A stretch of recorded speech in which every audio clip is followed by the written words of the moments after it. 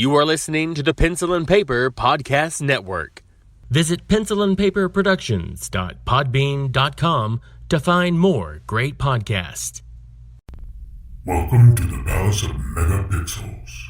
This is Super Mega Crash Brothers Turbo!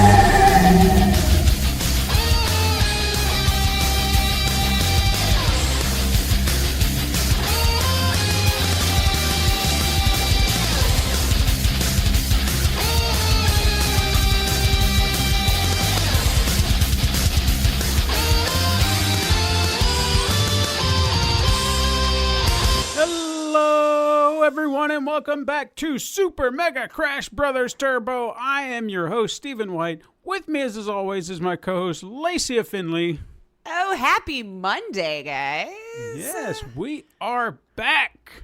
And refreshed. Had a month off. Did you enjoy your break? Well, sure. I mean, it's been insanely hot, as I'm sure most of the world has been, and I've still been working and doing the normal thing. The only difference is just sleeping later in the morning one day a week for a couple of weeks, you know. Right. So I wish I had some fun story about an amazing vacation I went on or anything like that, but no, just ended up doing some work and started doing some more videos on YouTube. You want to check that out? Some Beat Sabering and all that kind of stuff. I had my community asking me, like, why aren't you uploading this to YouTube? I would totally be watching this while I'm doing other things. I'm like, all right, fine. Yeah. It takes like 10 minutes to record one, whittle it down, and then throw it up there. So I was like, all right, I hear you. I'm fine. I'll do it. Why not? So, yeah. How was your break? I mean, it was pretty good. I've been equally as busy trying to maintain various videos, trying to get other projects off the ground, all that stuff. I mean, I'm a busy bee. I can't help it. I need to kind of keep moving, motivated. Idle hands, as they say, right? You know. So. I mean, to kind of go ahead and just let everyone know, hopefully this week you'll get to see some stuff on my YouTube channel, some bonus content that I won't spoil right now, but you'll get to see. Hopefully tomorrow you'll get to see the beginning of that, and it'll last for several months. Well, I say several months, several weeks. Let's just say that. Weeks. We'll start there. Yeah, weeks. And then we'll see where it goes from there. And I think I want to go ahead too and kind of say this. We haven't really promoted this per se. I know I did a little something on the Twitter earlier in the year about the animated series that we've been talking about doing, Super Mega Crash Adventures. Yeah. I think I'm going to go ahead and say it'll probably be a 2020 release. Okay. Just based on the amount of work that goes into it, how long it takes me to get one done, but I'm also trying a different approach to maybe hopefully push that along faster. Like expedite the process each time. Yeah. Because it's normally the way we've done the last two, and we do have two in the bank right now that are done. So, and I'm sure many people out there are like, well, why don't you just release them? Why can't we watch them now? Well, because I want you to anticipate the next episode coming the next week. I want to have several weeks worth to be able to upload at a time. Yeah, exactly. So, like how TV World does, guys. Exactly. I want people to know that it's going to be there waiting for them, a specific date, specific time that you can catch these episodes when they come out, like we did with Man Cave. But I want to make sure that we got a good library set up. I might actually do more episodes than I originally planned, but I don't want to say that for sure yet. It just depends on what I can get written down, and that's mainly the process, is making sure we've got scripts aplenty. Because recording the audio is going to be the easy part. It's the animation. That's the tricky part. So hopefully we can get it worked out, recorded, all that stuff, and then we can get it to you by next year. I really wanted it to be this year, but the timetable just doesn't look promising. Okay. So and I don't want to disappoint. I don't want to promise anything and just be like, here's a hack job. Here's halfway. I want them to be good. Yeah. No, and they, I mean, if anybody saw that very first intro one, I thought it was great. It was fantastic. So you'll want to subscribe and be looking out for those. They're a lot of fun. But I will kind of go ahead and give a little incentive, maybe, is if you want to go see the two right now, you can do that on Patreon. I will be posting them on Patreon as they are done. And for a nice $5 donation, you can see the episodes as they are completed. So there's your little incentive if you want to do that. Want to see them early? Get some early access. Yeah. There you go. So it's been a month. What have you been playing? Oh, man. Obviously, the only thing that's going to stick to my brain is the most recent thing, because who knows what all I've actually been playing over the last month. But I've been plugging away through Judgment. I think I've got about 2, maybe 3 chapters left. I'm kind of proud of myself that it looks like I might actually finish a game of this length for the first time in probably since I was a teenager. I don't even know. Like, usually games this long over the last, 7 or 8 years, it's too hard for me to keep my eye on the prize and keep moving through with so many other games coming out that I want to get my hands on. But it's fantastic. It really is. It's exactly what I expected it to be and more. And if you've ever played any kind of Yakuza game, then they play exactly the same as far as the combat style and how you move through the world and the mechanics. And then, of course, the added investigative parts of it that's not in the Yakuza games, because I know a lot of people wanted to explain it as Yakuza and Ace Attorney had a baby.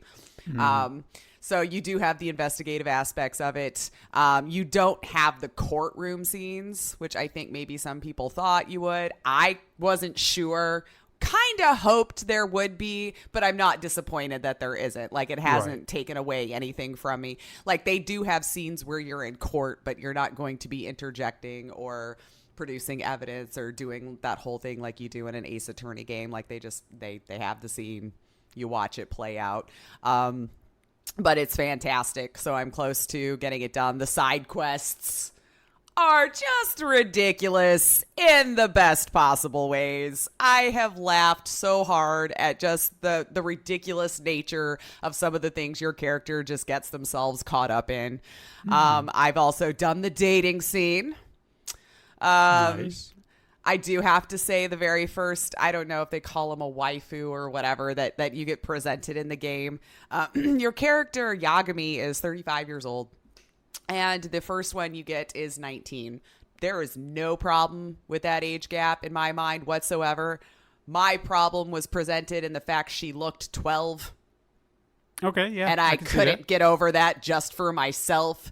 So I did enough of the dates and everything, because apparently you can get an achievement for at least just getting to the point where they confess their feelings, and then you can decide whether you actually want them to be your girlfriend or let them down gently.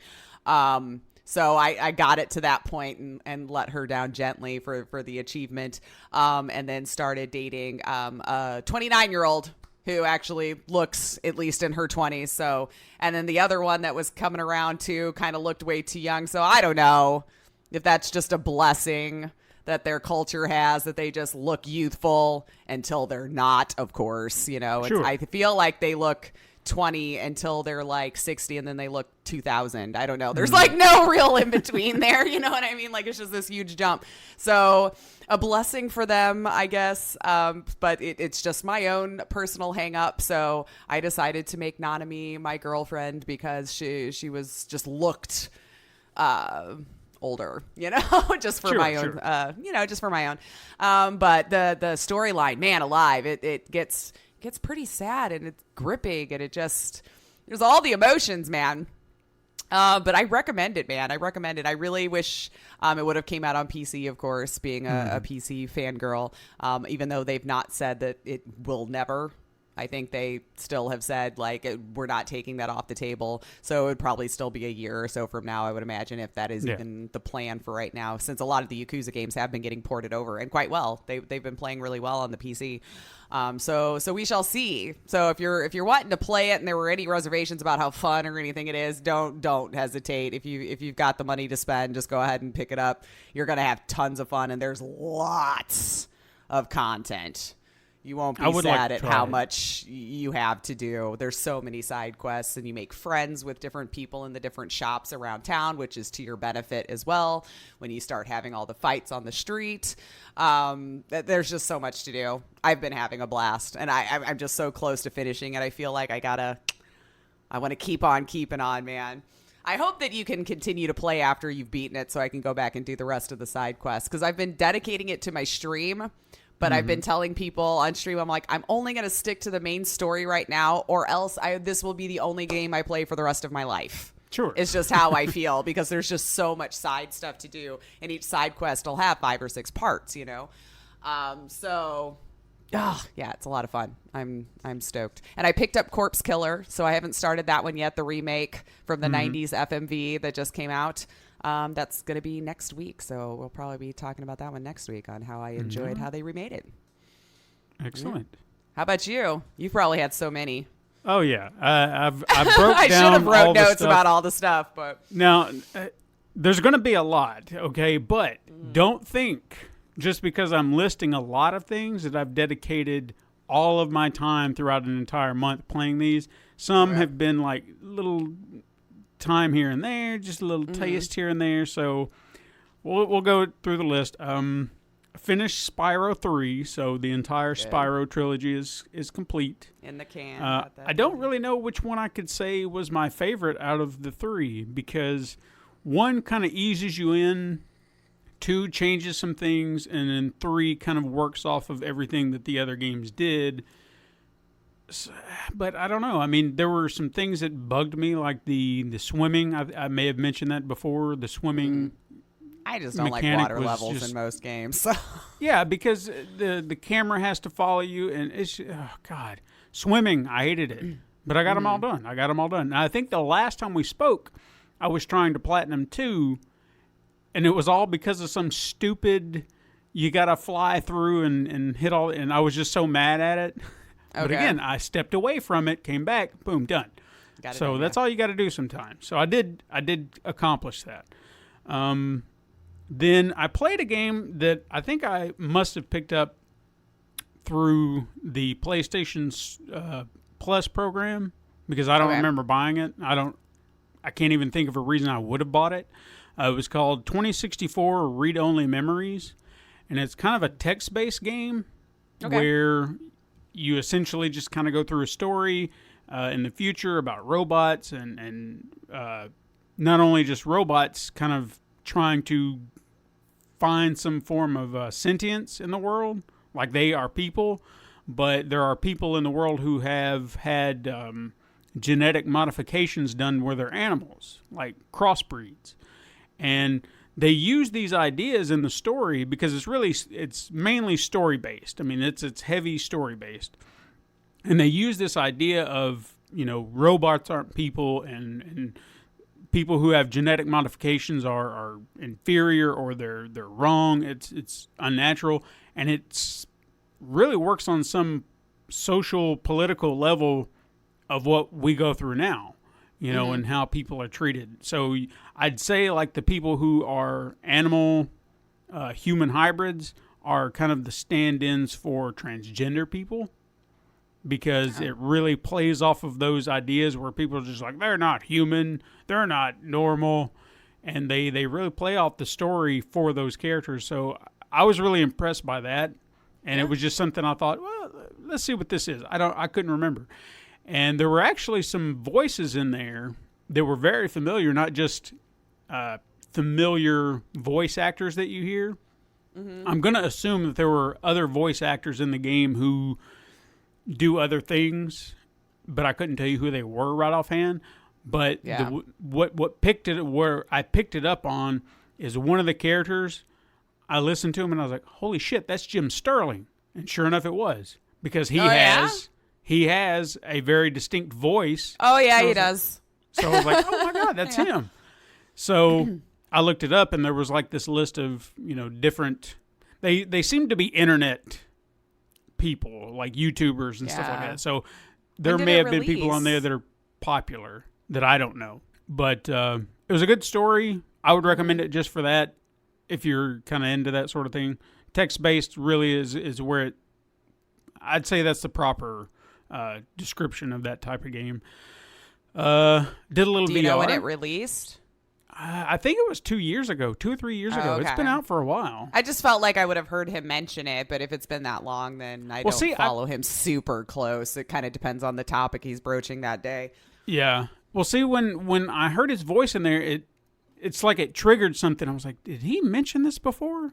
Right. Because it's like it worked something up in my brain. I was like, I think I remember him saying something about being in that game and where he had to be objective in a different way about the game because he was in it.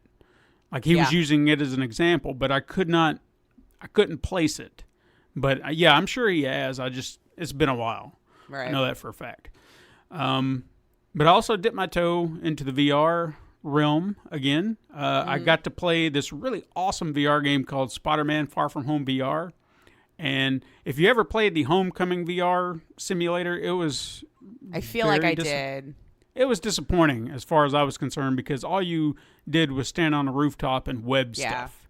And it was just like, okay. But this one, they take it a step further and they allow you to web swing. And oh my God, that is amazing. You know, would I throw up? I don't think so. I didn't feel no, I felt like I was just like, I'm oh my God. I'm getting to the point now where I can do like the normal movement for a little bit, other than the locomotion or whatever. But I feel like swinging, I don't know. I mean, I didn't feel at any point like motion sickness. Like in some games I've had that to where the movement and the motion is just like, this, I didn't get motion sick once. So I felt like the ease of it all was perfect. So they leveled it out quite right.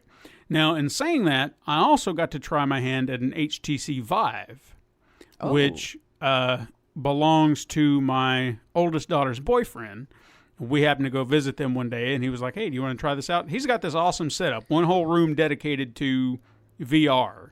And I wasn't, nice. I'd never played, PC VR, so I didn't realize how it worked. And... I'm kind of with you now. I want a PC VR because that was pretty badass. Like, I think that's the only reason why I like going back to the PlayStation where I'm like, where all of a sudden all of its flaws and tracking just start to become so much more evident. Yeah. When you're like, not only, precision is just there. Yeah. Yeah. And I felt more free to move around than I did in PSVR because PSVR, you've got one direction. Here, I could turn around, I could move, I could... Probably has sensors set up all around, right? Yeah, he had one in each... Well, I think he had two, but there was one in each adjacent corner.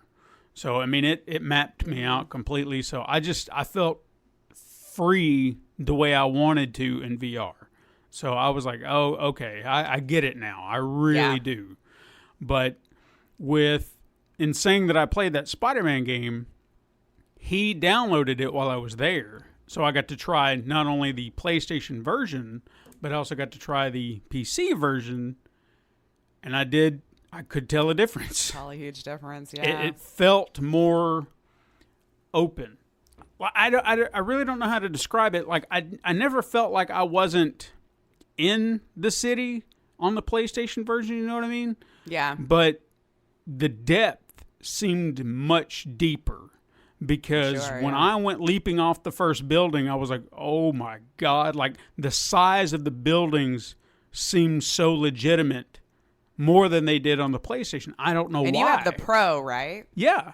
So I don't know what. A PC is probably going to be able to still render that at a much faster rate. Because, is it the Vive Pro or, not that it matters, but I would imagine he has to have a pretty souped up PC also. Yeah. If you saw his rig, it's definitely not just something you pick up out of the store. He's got some custom built machine.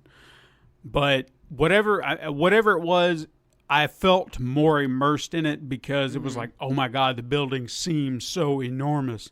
And they did there, but there was just the depth of field or something was different because everything seemed much larger. I felt more like I was swinging through New York than I did before. And there's even a combat section in the game, and I got to do that, and that was so much better because I could move, I could turn. With the PlayStation, you have to hit a button to turn around, and that's you can't. Well, do yeah, that. because there's nothing to track behind you. Yeah, so it was so much better. Oh my God, I loved it so much. So yeah, I get the PC VR thing now, and he allowed me to play a few other games, but I can't remember right offhand what they were. But it was just to kind of give me a sense of what they were, and just a random assortment of different things. But they were fun, whatever they were. I decided to skip Castlevania 2 since I lost interest in it, and went straight to Castlevania 4. And just sat down one Saturday and said, I'm gonna play this. I'm gonna beat it, and I did within an hour, maybe, because shorter game. Sure. Then, while the time we were off, PlayStation Plus released, surprisingly to everybody, Detroit Become Human for free. Yeah. So I already have the game, but I'm happy for those who are getting it for free. Yeah, it's a great game. I'm halfway. Well, I don't want to know if I want to say halfway through. I'm in deep. Like, things are happening. The shift is starting to occur, but I lost time. It's an investment. I put it down for a bit, and I was just like, well, I'll have to get back to this at some point. And I think the reason I haven't continued playing it is because Katrina was kind of getting into the story, and I don't want to play it without her, so she can kind of watch the story. I get it. Because, the story. The hubs used to do that for me quite a bit, too, where I'm like, well, now you're not allowed to play it when I'm not home. So. Right. I mean, the story's that engaging, so you want to be there. It really is. Then I also got the other game that I've really dedicated my time to. Like, out of all these games, this is the one I've really put a little bit more time into. But again, it's been a while since I've actually got to sit down and continue playing. It was Psychonauts, which is an old game from PlayStation 2 days, but they allowed it or upscaled it to PlayStation 4 or whatever. And the reason I wanted to play it to begin with was Double Fine was behind it, and they're a great, developer. I love a lot of their games, and I wanted to see what this was all about, considering there's a sequel coming out that I probably won't get to play since, Double Fine is now owned by Microsoft, but that's neither here nor there. Anyway, it's a really fun game, but it definitely has its PlayStation 2 flaws. Mm-hmm. So it can be frustrating at times. You're just like, you forget how much it's improved over the years. Oh yeah. Yeah, until you're going back to like, oh wow, how did I do this? Yeah. But it's been fun. Beyond that, you can kind of work through it. It's been fun. And then the last thing that I've probably spent a little bit more time playing, just because mobile, is Dr. Mario World, which is the mobile Dr. Mario game, which I've gotten stuck.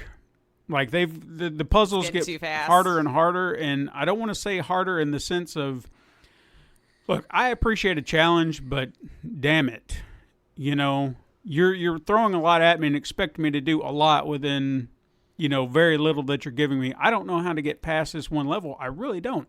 I've played it several times, and I'm like, I'm about to just delete this game off my phone. Just rage quit it. Yeah, because it's just like, how I've tried so many times, and I always run out of pills. I have like 2 or 3 viruses left, and it's like, well, you're out. But if you buy some more with some diamonds, I'm like, fuck you. I'm not doing that. Nope. So, but yeah, that's all I've been playing. I'm sure I have more. I mean, I did forget that I did play a newer FMV called She Sees Red, which released over our break as well, which is an interactive movie. There's really not a lot to say there. It's very fast. It's very action, like from the get-go, very, very short. So if you were looking for, an interactive movie that's got a good plot, its first language is not English. So I do recommend playing the Russian version with the English subtitles, because the English dub over, they tried. Okay. It was fine. Like, it doesn't take completely away from it, but the actors are clearly not speaking English. So to me, I don't like that vibe. I'd rather just read the subtitles and let them be in their native tongue. I think 2 playthroughs took me about an hour. Okay. So it's very, very short if you were looking just to kill some time with some fun action. It does have some gore in it. So if you're squeamish, I did kind of look away at one point, and unfortunately, that was when a decision needed to be made. That's no good. Yeah. So the bad decision was the one chosen automatically. So I'm like, well, I guess that's just what we did in this playthrough. But it looks like it leads itself to at least 3 or 4 playthroughs. To see all the different stuff that they filmed. But as you know, as an FMV geek, and I don't even think it's that much, I like to have people support FMV. So go check She Sees Red out if you were looking for just a short one to pass the time that's nice, full, and action-packed and fast-paced. And pay attention. Don't be like me and then miss a choice. Yeah. Endure the gore. That's what she said. Endure the gore. Yeah. Like, it's not ridiculous, but there's a lot of blood and some, if you're just like, a knife scene or something, and you're like, ow, like it just kind of hurts. Right. All right. Well, let's talk about some news because we have a little bit of news this week. So, I mean, we're still kind of in that lull period, but there has been some news. I'd say the only one big story that we have is actually a mix of old news and new news, which could be olds and news. Okay. Anyway. Now, if we go back to June, I don't think that this had really hit the big headlines just yet, so this might be why we didn't mention it as of yet. Back in June, if you follow the regular news, you may have heard that there are proposed tariffs against China that would have severe impact on the economy, and the gaming industry would be no exception to that. In fact, the impact that this could have was so concerning that Sony, Nintendo, and Microsoft sent a joint letter to the Office of the United States Trade Representative expressing their concern about the impacts the tariffs would have on the industry, calling the impact enormous, saying that the disproportionate harm caused by these tariffs to the U.S. consumers and businesses would undermine, not advance, the goals to protect the U.S. intellectual properties and preserve U.S. high-tech leadership. Now, these tariffs could impose a 25% increase in cost of certain goods, with consoles being the most affected, that could lead to an estimated $840 million extra paid just in the holiday season alone by consumers. Now, the impact these tariffs impose could also see negative implications on small developers and even retail stores because who wants to buy that stuff? They're going to get hit too. Like we said, the cost will just get passed on to us to make up that difference. Yeah. As of right now, plans on what the companies plan to do outside of pleading to one, the ones responsible, is up in the air. Now, from what we've heard, Nintendo is actually considering moving all of their production out of China to avoid the tariffs altogether, while Sony has openly stated that if the tariffs pass, they would be left with no choice to pass the cost along to consumers, meaning that the PlayStation 4 and the yet-to-be-released PlayStation 5 will cost more than they were meant to, leading consumers with the choice to take the hit or avoid purchases altogether. Yeah. See, this is the economics lesson, kids. Yep. You want an $800 console? Let's buy a PC at that point, man. Yeah, no kidding.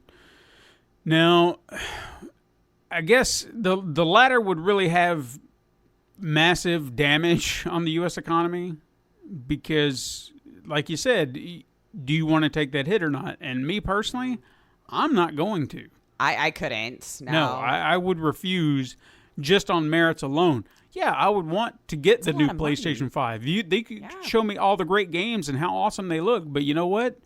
I'm not paying that. I refuse. No way. So if that happens, I guess my gaming days are numbered because I'm not doing it. Or I'll move to a Switch, if they're not affected. So now, would Microsoft be affected as well? Because are they here? Well, I didn't hear what they were, if they were going to do anything. Like, I couldn't find any news as to what their plans were because, like you said, are they here? I would assume they have factories in China, but I don't know. Yeah, because a lot of the insides of these, the components, are usually over there. Mm-hmm. being built. I mean, regardless of, I think even if Nintendo moved their production facility somewhere else, they would still have tariffs imposed because of computer chips and things like that they have no, I mean, they got to get them from somewhere. Mm-hmm. So unless they started building them in-house, which will not happen, I mean, what do you do? Who knows? So, yeah, so kids, I mean, we pay always attention. said that regardless with this whole thing that we were going to be the ones paying more anyway. So it's just, this is, it's unfortunate, but we'll see what happens. Mm-hmm. Hopefully it won't happen, but, I'm inclined to believe negative things at this point. But that's just me. We're not going to get into that. Right, exactly. That's a whole other kind of podcast, people. Yep. All right, let's do some quick hits. See, we didn't have much news. We just had that one big headline. Oh, wow. Yep. So, Ninja's heading to Mixer. Did. Or did. He's already had his first stream under his belt. That's right. On August 2nd. Yeah. Mm-hmm. That's what do you think about crazy that? News, man. I've had a lot of emotions about this, from a knee-jerk reaction to within the first minute of hearing it to letting it marinate and see how it kind of played out for that first entire day. Because it's interesting because, I moved to Mixer, that most people know, 4 months ago full-time. And I streamed on Mixer, about a year ago for about 4 or 5 months also. Mm-hmm. And it was kind of surreal to see Twitter being blown up with Mixer talk. Because there was still a huge chunk of people that are avid Twitch users, Twitch streamers, Twitch viewers that never heard of Mixer. Yeah. Now they have. And even those that had heard of Mixer was always like, lol, Mixer, why would you even bother going to a different platform than Twitch, Now that I've kind of let it marinate, I think it's a good thing. It's a good thing. And I kind of think that Microsoft hopefully has other ones in the bag that they're waiting to release kind of over time, because I thankfully his first stream went off without a hitch, because I won't lie, that's kind of always been a thing. Mixer's stability is sometimes very iffy. You'll have those days you go live and the video will freeze up or chat will hitch or something like that, because it's not as massive, right? I think the top streamer, and correct me if I'm wrong, that I've ever seen on the platform would have maybe 6,000 viewers. And I'm not saying that's all, but I'm just saying as far as Twitch numbers, where you have people in the tens of thousands watching a particular streamer, that in comparison is much smaller. Sure. So on your first day of having Ninja there, who brings in 30, 40, 50 on a bad day on Twitch, I was scared. I went live yesterday. I actually made the joke with my team, with my community. I was like, if about 2 p.m. my stream just crashes, you know what happened. Ninja went live. Because, I think he had 30,000 in his chat before he'd even started. And then it capped out about 70 or 80,000 by the time I had left for work. So I don't know what happened after that. So we're saying yesterday, even though I know you're hearing this on Monday, but, we record on Saturday. So Friday was his first stream, August 2nd. Mm-hmm. And apparently it went really well. I was panicking. I was like, oh my God, if he made the switch and all these people came over and the site poops the bed, this is going to be really, really bad for Mixer. You know what I mean? I was just like, I know they've been preparing for this, because this is not some last minute thing. Obviously, they've probably been working on this for quite a long time, but it went well. I think it's actually a good thing. I don't know if this will be the thing that finally starts to catapult real competition to Twitch, but Twitch has needed some sort of competition for a very, very, very long time. They've been very complacent because they haven't actually had to do anything to remain at the top.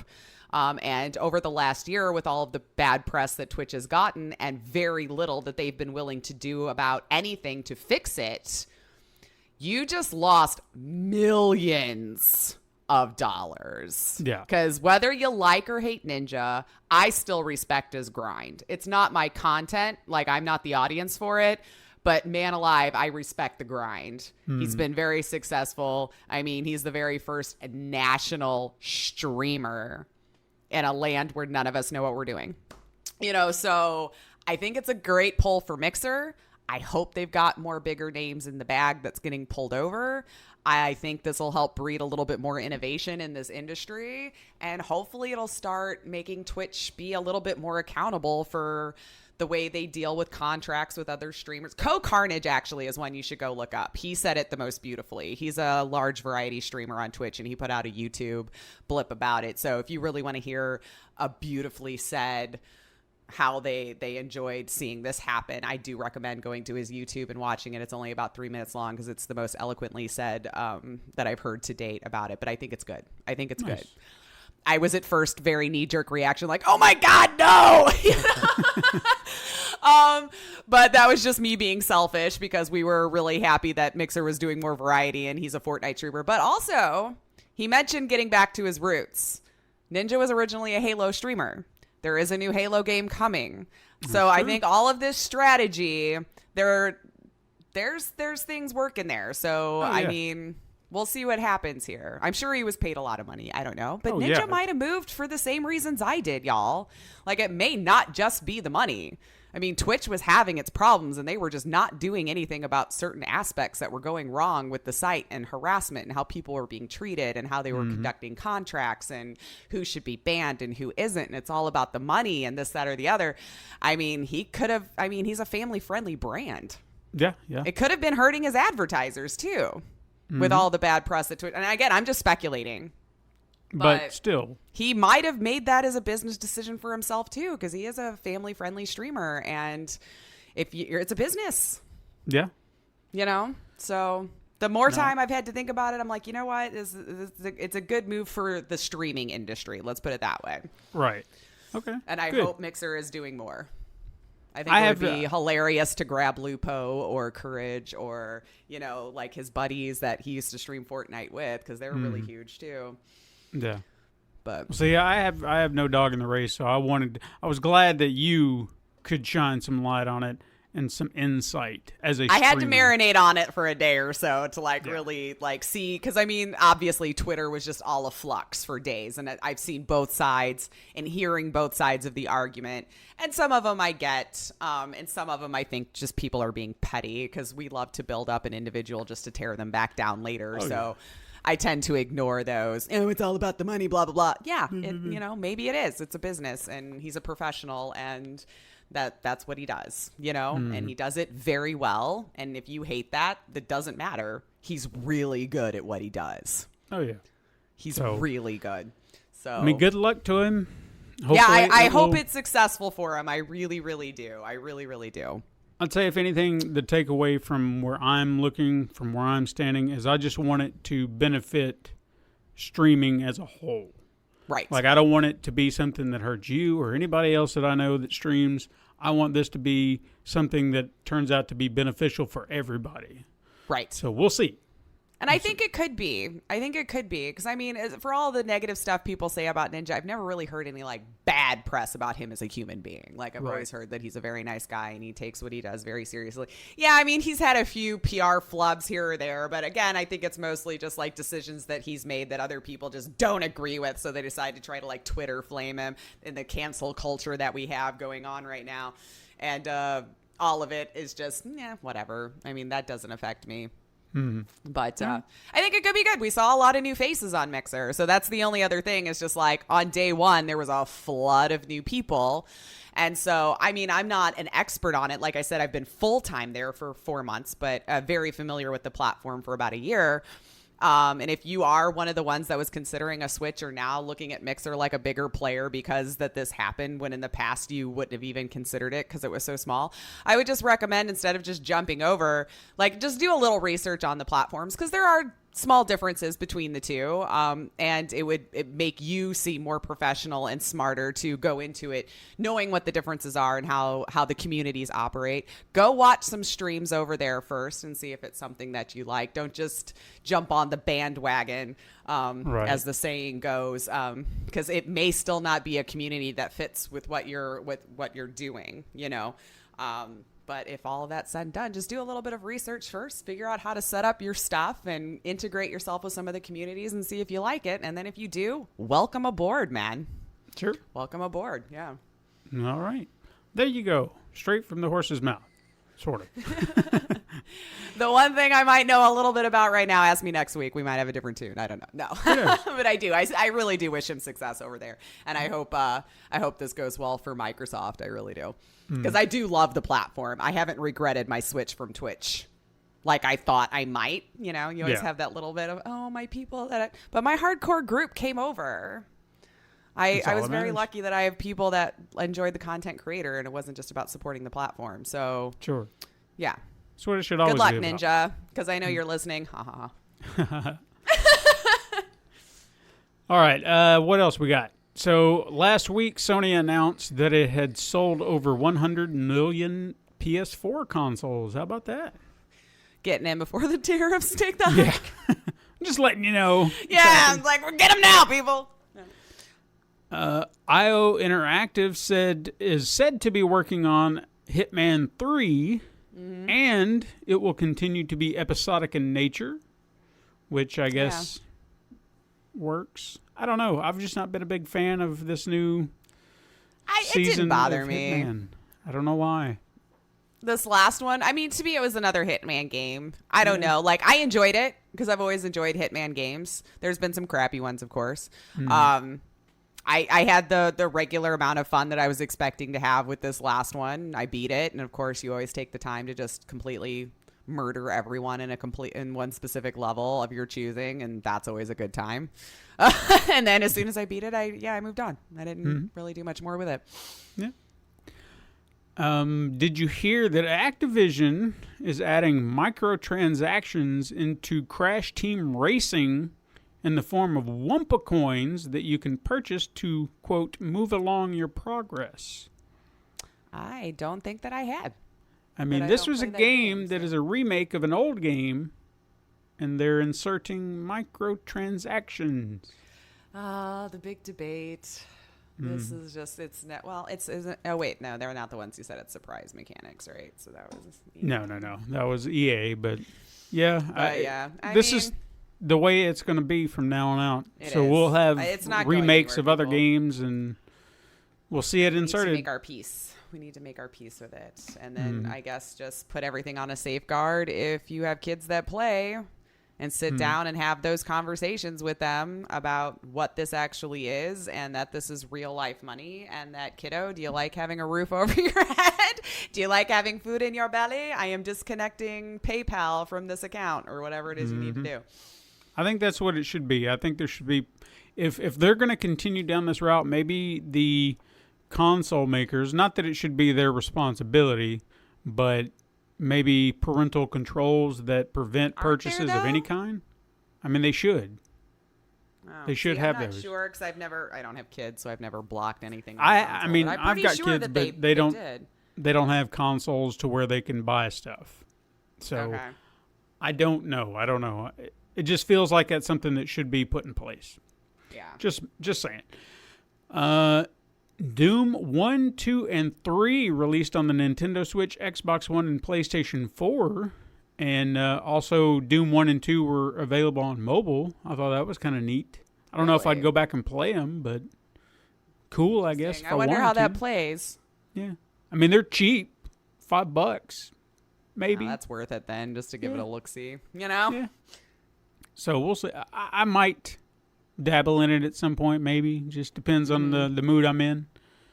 But I don't think I would buy all three at once. I think I would maybe try out one and just say, do I want to play more of this? Is it still as fun as I remember? Because I spent hours upon hours when I was a youth playing Doom. Yeah. And I don't know if I would still have the same love for it today. Maybe I would. Yeah. I think that I never did really play Doom. It's just too fast for me. Sure. And since I'm like gunning people down is an iffy thing, whether I'm on it or not. You know, that's pretty much all you do. So. Yeah. So in a bit of surprising announcement, The Outer Worlds has been officially announced for the Nintendo Switch. Yeah. I saw that. That'll be interesting to see. Yeah. I mean, I'm glad they're getting it, but will it be? But it's not on release though, right? I don't know. I thought I saw a blip about it's not going to be on release, but it is coming to the Switch. Oh, okay. So, yeah, I mean, if you were looking forward to playing it, hopefully you'll get the full version and not some downgraded version, but we'll see. I'm sure it'll be downgraded a little, right? Yeah. Okay, so this next thing I got a beef with, and I'll get to that as I get through it.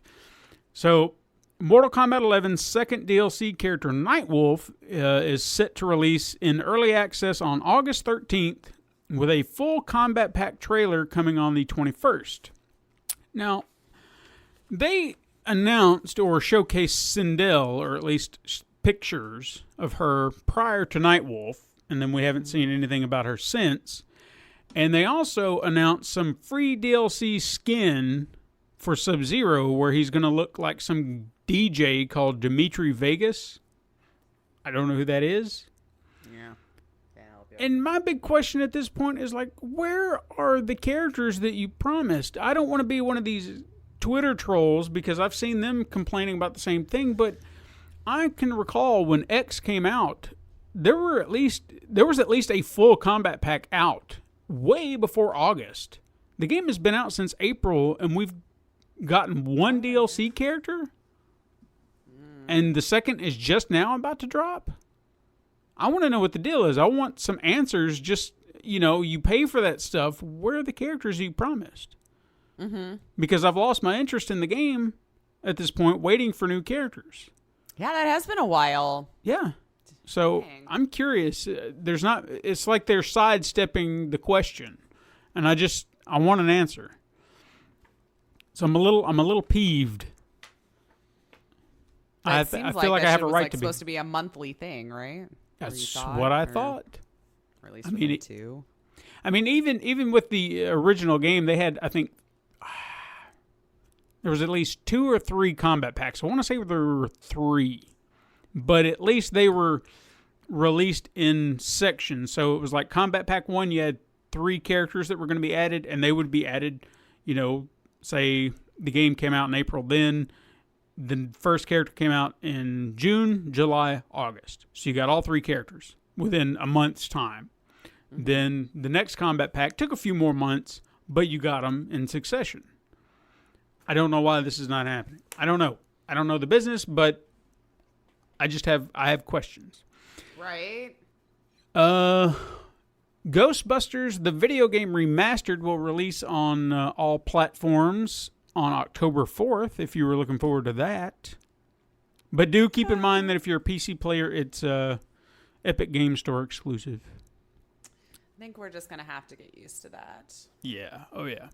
Which, you know what? While we're on that subject, there was a game, I heard about this yesterday. What was it called? Ooblets, yeah. And they were an indie title that took the Epic Game Store exclusivity deal. Yep. And they had a statement that clearly defined the reason you would do this, because they're an indie developer. So you'd be like, okay, cool. Which is when I first heard about this deal with Epic, like before they started, buying everything up, I was like, indie devs must love this. They can finally make a little bit more money. And it makes sense. If anybody needs to benefit from the deal, it's indie devs. Right. So they had their statement. It would have been fine, let it go. But apparently they took it a step too far and started chastising people who were complaining in the worst possible way. And I'll be honest with you, just some of the stuff I read, I don't want to support the game now. It looked like a game. Should you be irate about climate change or something like that, But I think it wasn't that all in one statement. So it wasn't even like it was a rebuttal back and forth. It's like they just decided to cover all of their bases about why people would get angry in one statement. Yeah. Whatever. But the biggest argument that I am totally in agreement with is that there are a lot of people who apparently paid into their Patreon that Epic Store still to this date does not accept certain countries' currency. Yeah. So there's a lot of people that have supported the game throughout that live in one of these countries and then now are asking, well, I can't even play it now. Do I have to buy it? I mean, I can't even use this store.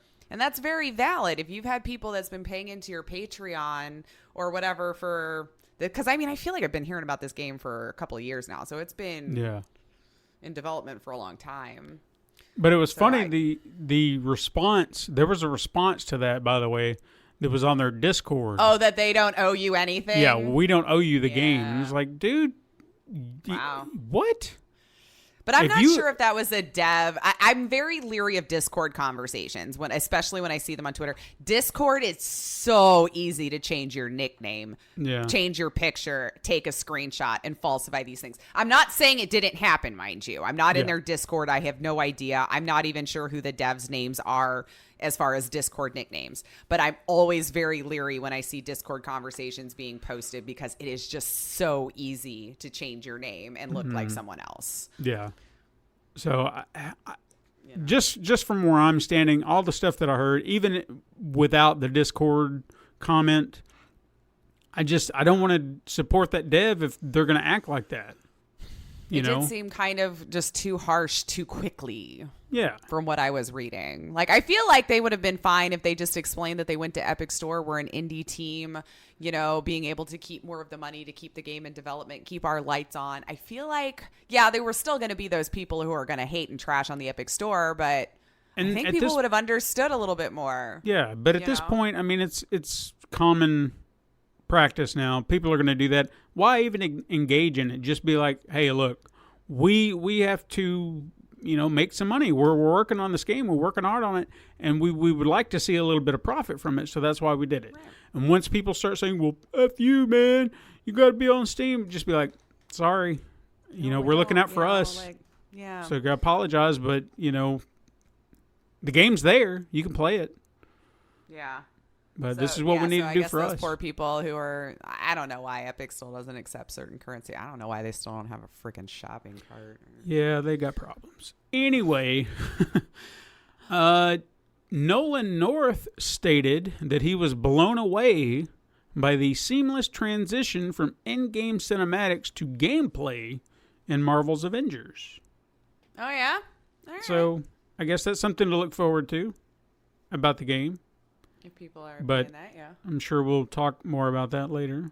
Well, we'll get into that. Anyway, Troy Baker... If we can afford the PS5 that it'll seamlessly move over to. Yeah. No loads. And while we're also on the subject of voice actors, Troy Baker stated that The Last of Us Part 2 is the most ambitious game Naughty Dog has ever made. Oh, yeah? Yeah. So I'm curious to know what he means by that. Yeah. Not to say that the game did not seem fun or what we saw of it didn't seem... But there was something about it that didn't seem all that different, if you kind of follow me. Like, I felt like it was a Last of Us game. Not to say that it didn't look great. I'm stating that it looked... the storytelling is pushing boundaries that we haven't done in a game before. Mm-hmm. Did they really come up with some sort of new mechanic we've never tried in a game? Right. So I don't know what that means, but it's a bold statement, and I'm curious to find out what he means. I feel like it's still going to be good, so we'll have to wait and see. Yeah, I'm still excited for it, even though now we're waiting a little bit longer. Mm-hmm. And finally, the writer of the upcoming Mortal Kombat movie, he was rather chatty last week. He has been the sound bites. So many things that he said. Like he said that the movie will have, quote, a lot of familiar faces, which worries me. Because if you've seen Mortal Kombat Annihilation... No. That's all I'm going to say about that. I've not. Don't waste your 2 hours or whatever the hell. You will be... However long it was. Yeah, it feels much longer than it is. He also said that the movie will earn its R rating. He said that the movie will have game-accurate fatalities. It will not repeat the originals. And this was something I actually read this morning. He said he compares the tone of the film to Deadpool, which I don't know how to take. So, like, sarcastic comedy? Yeah, so I was just like, I know that there are moments in Mortal Kombat, especially here lately, where they've kind of... And like with Johnny Cage, right? He's always been kind of... Yeah. I guess witty like that. overall the tone has been fairly serious, just with, snarky little one-liners here and there. So I don't know how to take that. Now, while we were gone... I mean, if you had Bruce Campbell in it... Yeah, maybe. But who would he play? I don't care. I don't care. Okay, now, while we were away, since we're already talking about this, while we were away, filming has begun in Australia. James Wan is producing, and some guy named Simon McQuoid. It's a weird name. That guy. I don't know who he is. I guess I could have looked him up on IMDb, but I did not. But he's directing, whoever he is. And the movie is set for a release date of March 5th, 2021. Plus, actor Joe, I don't know why I was trying to say Joe. Because you're talking about Last of Us, maybe? Yeah. Taslim? That looks right. Joe Taslim, he might be known to some people from being in movies like Fast and Furious 6 and The Raid. He's not to me because I've never seen him. He's been cast as Sub-Zero. Now, I've seen a picture of the man, and I was like, yeah, I like that. So I'm happy about that. Okay. It's better than some French stuntman that was playing him in the first one. Just saying. Yeah. All right. Are you ready for some truth or trash? Let's do it. I've only got 2, but I feel like they're pretty good. All right. First one. The 2 remaining characters to be released in Super Smash Bros. Ultimate are a male and female version of the Monster Hunters and the Doom Slayer. Who's Doom Slayer? From Doom. Why do I... The guy, okay. I was like, that's like... The Doom guy. In Mario Brothers? I'm going to say trash. Okay. I don't know why that doesn't make sense in my head. That's fair.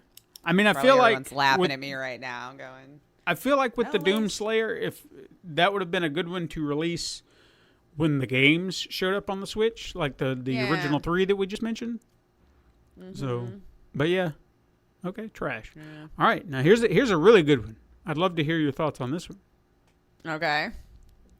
A sequel is in development for The Order 1886. I didn't know the first one did really, really, really well. It did not. That doesn't mean anything these days. I get that. You know what? True. Okay. Yeah. I mean, the only reason it really didn't do well is because people complained that it was too short for the amount of money that you spent on it. But if you looked at the game... I never played it. I've seen gameplay of it. Yeah. Like I knew some streamers and stuff who played it and watched them, but...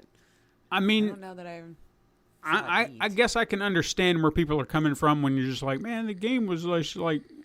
I think it was essentially like a 4-hour game at most. But and what was it on launch? It was on PlayStation 4. No, I mean, like, how much was it on launch? Oh, $59.99. Oh. Yes, it was full price. But I thought it was worth it because it wasn't a cheaply made game. I mean, this is a very cinematic game. Now, I think that's the other problem people had was because it was cinematic. Because there were chapters that were essentially just cutscenes. So there was no gameplay. But it was pushing a narrative. So I can see both sides of it, but it was a very well-made game. Yeah. So I don't know. I didn't feel like I really wasted I don't know. my I don't money. usually equate value with length. Like, I'm just not the person who does that. Right. $60 though does seem a bit high. I feel like 40 would have been its sweet spot. All right, let's move on to some weird news. Let's do that. Well, I've only got one. Did you know that according to a recent study, couples who game together are likely to remain together? Aw. You would almost think the opposite. CenturyLink did a survey involving 1,000 people that showed 1 in 3 couples between the ages of 18 to 24 saw improvements in their relationship due to gaming. A senior associate therapist from the Chicago Center of Relationship Counseling stated that gaming can be therapeutic as the couple can share challenges and joint problem solve while working toward a common goal. Even competing with one another helps foster intimacy between people due to it being a shared activity. So, if you're looking to build a stronger relationship, you can whip out your Mario Kart right now, or maybe wait and surprise her on her birthday with Garfield Kart Furious Racing coming soon to PC and consoles. Oh, jeez. I hope it releases on a Monday. Yeah. All right. Well, that's all I got for that. I don't have anything for I'd buy that for $1. There was nothing to buy. There's always something to buy, but there wasn't this week. So let's move on to some release dates. There's quite a few. Not as many as there usually is, but there's a few. Yeah, it's summer. August 6th, we have Gravity Ghost Deluxe Edition for PlayStation 4. Age of Wonders Planetfall for Xbox One, PlayStation 4, and PC.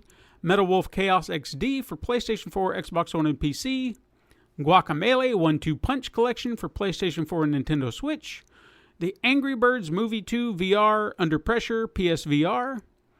Darksiders 2 Death Infinitive? Sure. Death Infinitive Edition. Sounds good. Yeah, for Nintendo Switch. And DC Universe Online for Nintendo Switch. August 7th, The Forbidden Arts for Xbox One and Nintendo Switch. Mustache Amigos for Xbox One. Damsel for Xbox One and Nintendo Switch. August 8th, we have Subdivision Infinity DX for PlayStation 4, Xbox One, and Nintendo Switch. Doling's Invasion for Nintendo Switch. Pillars of Eternity Complete Edition for Nintendo Switch. And Wonder Boy Returns Remix for PC.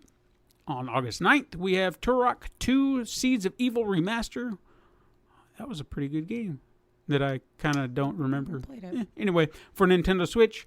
Tactics 5 Obsidian Brigade for Nintendo Switch. Oh, God, here's another one. Taimamari. I nailed that. Taimamari. I totally know that. For Nintendo Switch. And Welcome to Hanwell for Nintendo Switch. Then, for PlayStation Plus, for the month of August, we have Wipeout Omega Collection and Sniper Elite 4. Coming out on August 6th for the entire month of August. Nice. And Xbox Games with Gold, you have Gears of War 4 from August 1st to 31st. Forza Motorsport 6, August 16th through September 15th. Torchlight, which will be also on the Xbox 360, August 1st through the 15th. And Castlevania Lords of Shadows, Xbox 360, August 16th through the 31st. Good There job. we are. Now, we were going to name that game, but I did not have time to compile a proper game, so we're just going to bypass it today, which I hate, but we actually do need to get into our headliner, because what we're talking about today is what we missed while we were away, because Holy crap, right? Yeah, there was some news that happened while we were away, so I've kind of compiled Usually July is so dull. Yeah, usually. So I just compiled everything as kind of some quick hits. So we'll just kind of go through the headlines, and if we've got something to say about it, we'll do it. If not, then we'll just kind of pass it along. So we'll see. Mm-hmm. So the first July in review. Yeah, pretty much. So the first thing I've got here is Nintendo confirmed that Switch model that we had talked about rumors of. It's a Switch Lite, which is what they're calling, which is basically a handheld Switch. Yeah. Handheld only Switch, I guess would be the proper. It limits certain capabilities from what I've heard. Like there are certain games you wouldn't be able to play on it. I guess the ones that use the Joy-Cons or need the Joy-Cons for motion control. They're fixed to it, right? So, yeah. So, but it's supposed to have a better battery life. So if that's your thing, maybe. So there you go. Yeah. I don't know if I would get one. I've never been a huge handheld person, so and again, I don't have a Switch or anything, so I don't know if this news was going to excite me one way or the other. Mm-hmm. But it almost seems like you're better off with the Switch, because what's the difference in price? Is there? I know there's a small decrease. I would probably say, if I had to guess, $50. Yeah. But I'm not going to swear to that. I don't have it in front of me. But you know, I don't know. You might prefer that, but I feel like since the Switch does both, I would just get a Switch. But yeah, I mean I don't know. I really don't. Yeah, I would just like that's all I can say about it. I feel like the Switch moves with you too. So if you got the extra $50, just get the full version, and you can take that on the go too. Yeah. There's battery banks, people, that you can bring with you. I mean, like. It just seems like it would be the better way to go. But some people they're just, that's what they want. Yeah, so that's whatever. Totally fine. It was confirmed that Marvel's Avengers will be in its own universe, which kind of squashes hopes of a Marvel video game universe. I think people were kind of hoping Spider-Man from the PlayStation 4 would make a cameo appearance. Okay. But that is gone. That is squashed. The game is also confirmed to have a loot rarity system, which makes me because I just feel like that's saying microtransactions. Yeah. You know. We keep trying to find new fancy words for it so that people aren't taken off guard by it. But we'll see. And it's also supposed to have a crazy branching story. Crazy. Crazy, man. That's what they said, crazy. So, we'll see. I can't wait to hear about it. I'm still apprehensive of this game. I don't want to be, but just from what I've seen thus far, I'm kind of like, I don't know. We'll see. Sony I want it to be good for those who want it. Yeah, yeah. You know? Sony said all consoles going forward from PlayStation 5 on will push PlayStation Now, which I guess is... Makes sense. Yeah. It's their thing. Also, and you kind of touched on this earlier, an analyst threw out a wild prediction that the PlayStation 5 will cost $800. Ooh, yeah. And now, is this with the tariffs in mind? Or? No, this was before the tariffs. I don't think Sony would do that. I feel like that's suicide. You saw the backlash for the $600 PlayStation 3. Yeah, but there were still those idiots paying $15K for it on like eBay and stuff, which I still, for the life of me, can't even understand. You must just have too much money to know what to do with. But holy crap, man. I don't know. Gamers are just kind of poor, are we not? I don't know. Yeah. Or maybe that's just the circle I run in. Hey, I mean, sure. You know, I mean, go ahead, run with that price tag and see how many consoles you sell. I feel like people will still figure it out because, I mean, honestly, if I'm being real here for a second, like if you go to like Comic-Cons and those people are not rich, they'll have like 3 or 4 VIP badges around their head and swag bags coming out. Like they'll save for this, man. Like, I mean, I'm not saying that it'll fly off the shelves like it would with a more reasonable price tag, but I'm sure they'll make some sales. I don't think they'll break records like they have in the past. But I love that I went to Comic-Con as like our base comparison to gamers. But like, I'm just saying, like, I know that, you know, those people are not well off and they'll save all year to get their hotel room, to travel to these things, to buy thousands of dollars worth of merch, to buy, I mean, those VIP passes can be $300, $400, $500 a pop. You know what I mean? So... save now, I guess, if you're one of those that's like, I'm getting it regardless day one. Yeah, I mean, you might have to. A new Ni no Kuni game is in the works, which is kind of cool, I guess. Did you ever play that? I did not. Well, I didn't feel like it would be in your wheelhouse, but it was fun. Fun. And it was gorgeous looking game, so I would recommend it. I keep trying to branch out, but again, long games, man. I gotta assess. Yeah, assess my love for it. Yeah, that was one of those RPGs. I don't want to compare it to something like Final Fantasy, but I guess it would be the fair comparison. But I don't. The closest. I know I spent a lot of time on it. I just don't think it was a massive amount like a Final Fantasy game would.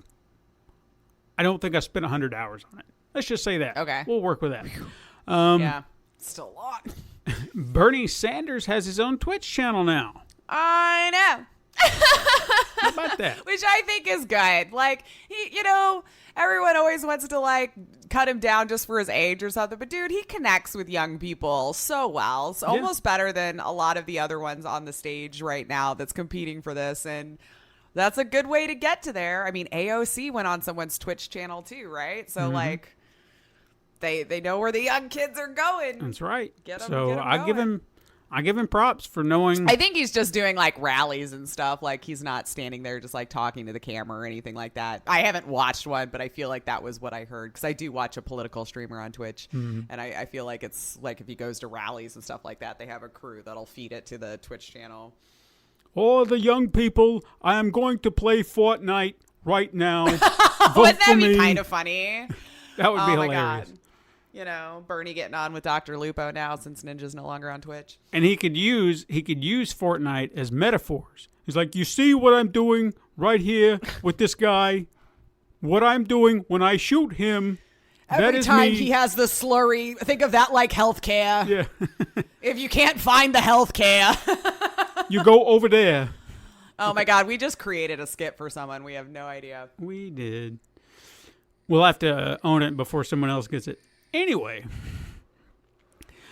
rumors about Red Dead Redemption 2 DLC surfaced that said it was going to be released next year featuring aliens, but I kind of feel like I also read that it got debunked. Oh, I have no idea. I don't know that. I'm not going to swear to it. I haven't been following it anymore at all. Zombies, eh? Well, see, I did hear zombies. Maybe the zombies got squashed. I don't remember. Because they did zombies in the last one. Yeah, that's why aliens. Why not do aliens? I want to see aliens. I don't know. I think it's all very weird. Yeah, like just the worlds don't match up, but it's fine. Speaking of aliens, a rare Atari game called Extraterrestrials. There we go. Went on sale on eBay, I'm going to assume, for $90,000. Yeah. That sink in. Okay. I'm sure it wasn't even a good game. Well, that's a thing. Yeah. I don't know what to... And someone bought it, eh? I'm going to assume, yeah. Okay. All right. Well. Yeah. It goes back to your thesis on people spending money that they just... piss it away for... I want to know what that's like. I just have too much money in my pocket right now. What's the most expensive, ridiculous thing I can get off the internet? Sold. Yeah. I don't know. That's how I envision them sitting around with their top hat and monocles, telling their butlers to go buy the most ridiculous thing they see on the internet that day. Mm-hmm. I mean, good for them, I guess. Perhaps. I don't even know why it's rare. I don't know. Is it like a gold cartridge or something? I don't know. Yeah. Did you know that Wario is apparently the best character to use in Mario Kart according to science? Science? Yeah, science proved it somehow. How did science prove it?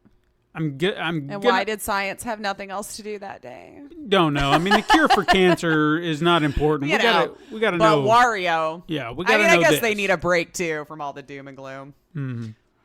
So yeah, there you go. Wario is the best character, bar none. Got it. Science. I like to science things. EA Access made its way onto the PlayStation 4 for $5 a month. So if you want to go work over there with their what's the term again? Work over there with their what? Their surprise mechanics. Yeah. Give them $5 and you can play all the surprise mechanics you want for $5 a month. And more. Marvel's Spider-Man on the PlayStation 4 got some Far From Home suits because people are still playing the game, apparently. I went back just to look at the suits. That's true. I don't really know what more I can do in the game, but I was like, oh, okay. Is there like an insane plus mode? I mean, at this point, that's what it would really have to be, but I don't know if I'd go back and... I beat the game twice, you know? Oh, yeah, I mean, that's pretty good. You probably have to wait a few years to try to forget a little bit of it before you wanted to dive back in. Yeah. I mean, don't get me wrong, it's a great game, but... Mm-hmm. But I played it. I played it twice. It was good. And even the second time through, I didn't do everything. It was just like story mode only. It was just... I didn't unlock anything. And just like, nope, story. Focus story. Remedy Entertainment acquired the publishing rights for Alan Wake. How does that make you feel? Yeah, I had heard about that. Which, side note, apparently, Alan Wake and what was the other game? Is free on the Epic Store right now. Yeah. I remember. Did I have some? Now I've forgotten what For the other Honor. game is. For Honor, yes. Free Just on as a Epic side Store. note, if you've not played Alan Wake and want to play it for free, now you can if you pick it up, I guess, this week. But yeah, I'll be interested to see that. Sure. See what's going to happen there. I've never played it, but I've heard good things. I played it. I did like it. I mean, I was one of those that followed it way early on in its development because I was a huge fan of Matthew Peretta growing up, and he is the main voice actor for Alan Wake, or he is the voice actor for Alan Wake. And then I was one of those that was disappointed when it finally went, I think, Xbox only for a while. So I was like, well, I guess I'm never going to get to play it. It was like 6 years in development, dude. Wow. And then finally came out. Yeah, it seemed like there must have been a lot of internal issues getting that game done. So it didn't, I don't think, get fully fleshed out to the game that they were initially anticipating it to be. But I still think it was a lot of fun. Well, we'll see if anything happens from it. The upcoming DLC for Cuphead, called The Delicious Last Course, will release in 2020, and also a Netflix animated series based on the game was announced. Yeah. I don't know how I feel about that. I think it could be fun. I don't know. Netflix has been kind of killing it with original programming. So, so far, they haven't disappointed in the stuff that I've taken a chance on and watching. I think it could be fun. I'll definitely give it a look-see. I'm curious, I think, more from the animation standpoint, like what style. Hopefully it remains true. Yeah, are you going to it's got to stay the same. Yeah, if you're going to emulate that, that's amazing if you can, but at the same time, I mean, it can be done. I mean, sure. Just ask the developers. Mm-hmm. But also, they made it into a full game. what would the tone of the animated series be? Is this going to be like a kid's cartoon? Is it going to be more adult oriented? Because the game story is not, I don't want to say it's adult only, but it does have some more adult themes to it. Yeah. So hopefully they stay true to form. I just hope they stay true to what the game was, and then I guess more story or however. I'll be interested to see how they do it. For sure. Yeah. So hopefully the developing team is in on it, though. Like, don't be that person who just like buys the rights to it and then goes screws it up, Monster Hunter World, and then we have something different than what it was. So right.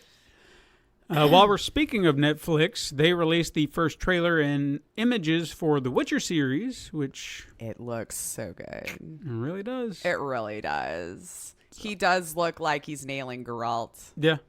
Like, as far as, like, the tone and everything. I know there was very little in there, but, like, oh, my God, it does look really good. I wasn't sure if that was going to be my bag, because I never read the books. Mm-hmm. But I definitely want to watch it now. I definitely want to see it. It looks great. I was trying to pinpoint the characters, like, trying to remember who was who, because there was the older guy, the older Witcher talking to Geralt. I couldn't remember his name for the life of me, but I remember him. It was like, oh, that's the guy who's I don't want to say his mentor, but maybe it's his mentor. I don't remember. I just remember there was a guy. Yeah. But I couldn't remember who his name specifically. I've honestly only played the first game from start to finish. Tried the second one. It didn't age well. And then some of the third, but it was just, again, it got to that. I was at that age then where I'm like, this is too long. I don't know how to, So if it's good enough, you can power through it. And that was one of those I spent a lot of time on. Well, I think Todd and I were in agreement on that one where we both, like, wandered off too early. Mm-hmm. And, like, the one area was so overpowered for what my level was, and I couldn't understand. I'm like, I'm just trying to get to this next quest thing. This isn't fair that I'm getting floored, so I just need to get to there. And then I think it was just out of frustration that I'm like, you know what? I got other games to play. Like, I'm just... You gotta treat it like an RPG. You gotta build your stats, then move forward. Well, I felt like I was following the quest, but I guess maybe I needed to do other side stuff to level up first. I don't know. Yeah. Maybe I just wasn't in the right frame of mind at the time that I sat down to play it and got too frustrated too early. And that I could attest to, because I think I did pick it up prior to the time I actually got into it. And it was just like, I don't know about this. So I set it aside. And then I came back to it, and I was like, all right, let's give it the old college try and do it right. Yeah. And then I started to understand the mechanics, how it worked, and it was like, all right, I got this game now. And then I spent hours and hours and weeks and a few months playing it. What else I got? Oh, the Sonic the Hedgehog movie was reportedly delayed again, yet no word confirming or denying has been said. I think there was a tweet that popped up, and it was like, no, and then it disappeared. Delete! I don't know if it's true, so we'll see. Yeah. Also, Jim... I don't know. I'm not one that's like heavily anticipating it, so when it comes out in my mind, you know? Yeah. Also, Jim Carrey was quoted last week saying that he was unsure whether or not the redesign will be good or bad. Oh, so he doesn't even know what's going on. Well, I'm sure his part's done, right? Yeah. So now they're just sitting around waiting for redoing all of Sonic scenes. I'm sure... AKA the whole movie, I guess. I'm sure people ask him, during press junkets. Oh, God. It's like, what do you know about all Sonic? And he's like, I don't know.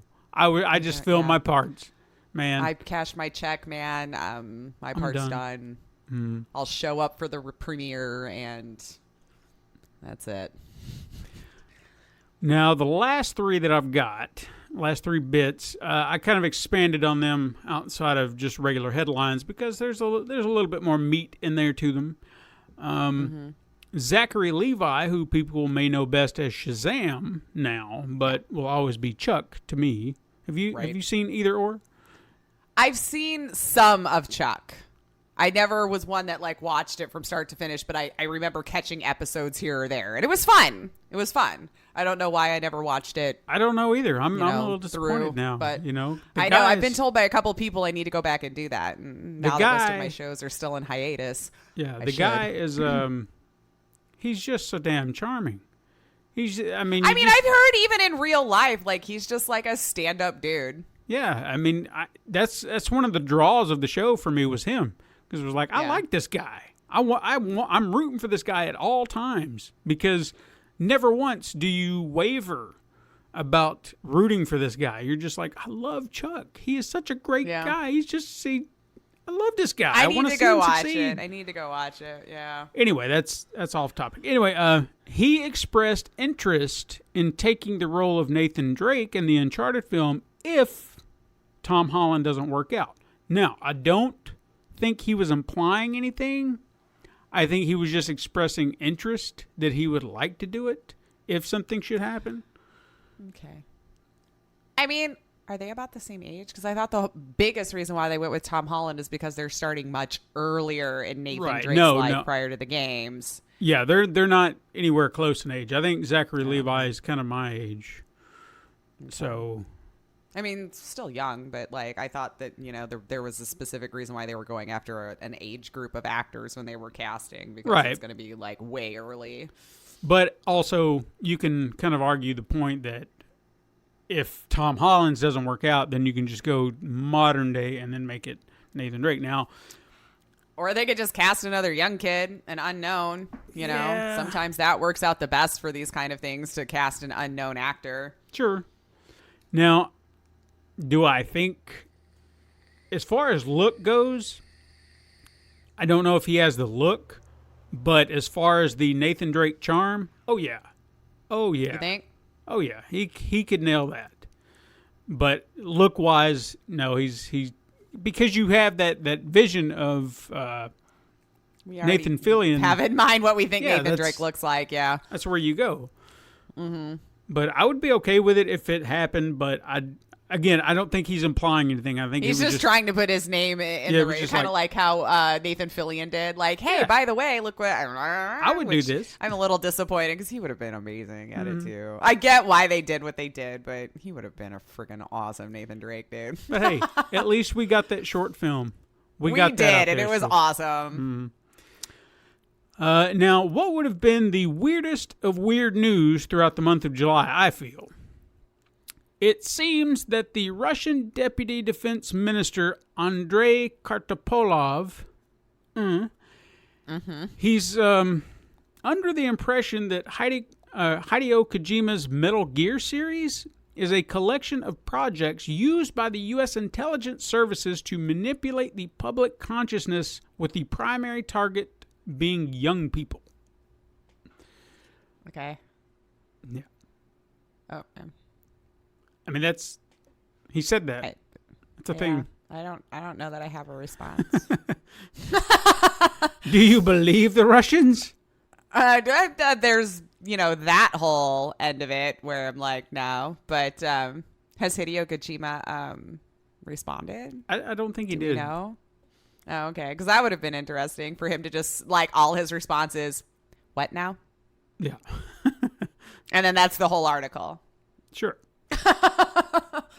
Yeah, it was just an odd statement. Yeah, where did you come up with this hypothesis?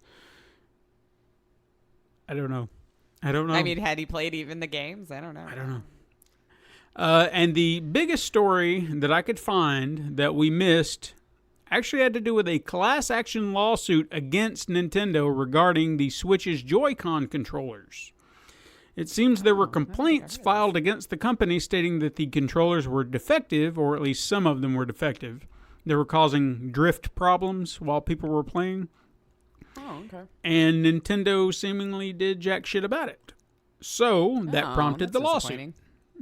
Yeah. And after the lawsuit was filed, there was an internal memo that surfaced from Nintendo stating that all Joy-Cons were to be repaired free of charge, no matter what. Pretty much to just say, no, let's get this clear. Let's like that should have happened in the first place. Yeah. So, yeah. But as far as I know, because usually they always have pretty decent news for Nintendo. I know they've always had the weird stuff with copyrights and stuff with people putting up parts of their game and stuff. But oh well. But as far as I know, I don't know if the lawsuit was dropped after that, but we'll see. Because I feel like if they're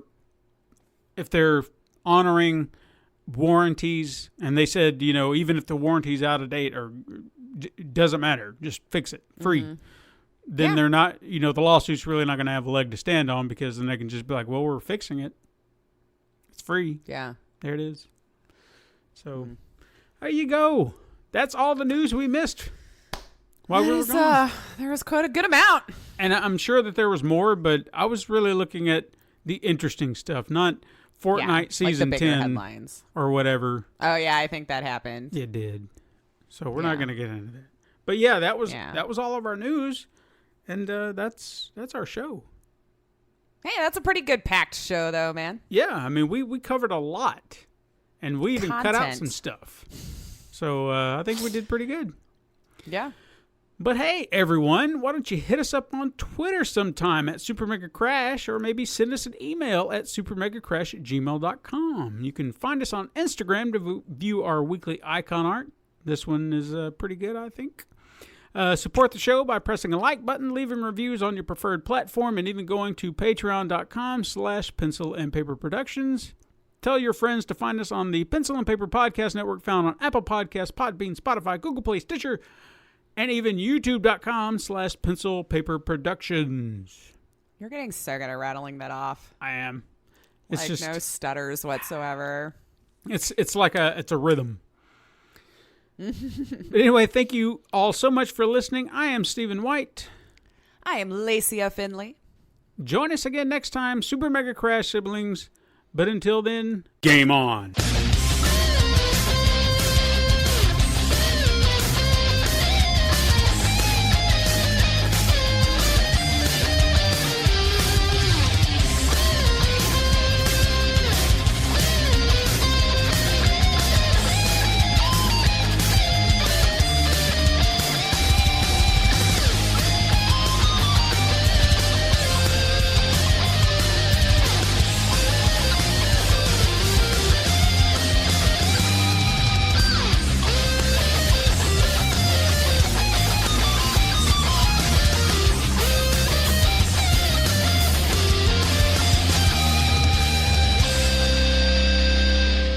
This has been a Pencil and Paper Podcast Network production.